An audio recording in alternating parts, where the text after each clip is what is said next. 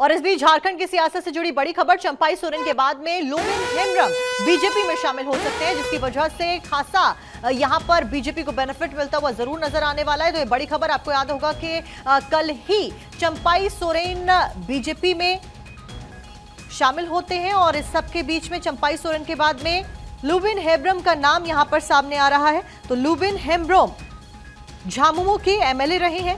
लोबिन हेम्ब्रम आज भारतीय जनता पार्टी में शामिल होंगे। हेमंत के वोट बैंक में भी सेंधमारी की जानकारी इस सब के बाद में मिल रही है। तो झारखंड में और देखिए शामिल हो गए हैं, तस्वीरें हम आपको दिखा रहे हैं। पहले खबरें थी कि वो शामिल होंगे और उसके बाद ये तस्वीरें आपकी स्क्रीन पर जहां पर वो शामिल हो गए हैं। तो झारखंड में एक बार फिर से सियासी उथल-पुथल जारी है। झारखंड के पूर्व सीएम चंपाई सोरेन के बीजेपी में जाने के बाद में अब एक और झामुमो के पूर्व विधायक लोबिन हेम्ब्रम आज बीजेपी में शामिल हो गए हैं। अब क्या कुछ हो रहा है आपको जरा सुनवाते हैं।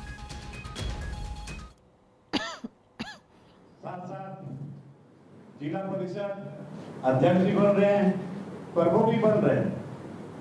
ये बहुत बड़ी साजिश है और इस तरह से अगर इस पर हम लोग नजरअंदाज करके चलेंगे तो यहाँ निश्चित तौर पर यहाँ आदिवासी कुलवासी को धीरे धीरे भागना पड़ेगा। तो इस स्थिति में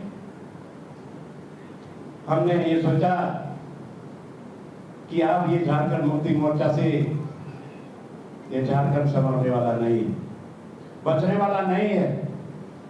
और इसलिए हमने हमारे देश के प्रधानमंत्री भाई नरेंद्र मोदी पर विश्वास जताते हुए और हमारे यहाँ गृह मंत्री माननीय अमित शाह पर विश्वास जताते हुए मैंने ये निर्णय लिया कि मैं भारतीय जनता पार्टी का सदस्यता ग्रहण करूंगा और इस झारखंड को कैसे हम लोग आगे बढ़ाएंगे, यहाँ के आदिवासी मूलवासी को अपना हक हम लोग कैसे दिलाएंगे, इस पर हम लोग सारे लोग मिल करके काम करेंगे और इस झारखंड को बचाने का काम करेंगे, यहाँ के आदिवासी मूलवासी को बचाने का काम करेंगे।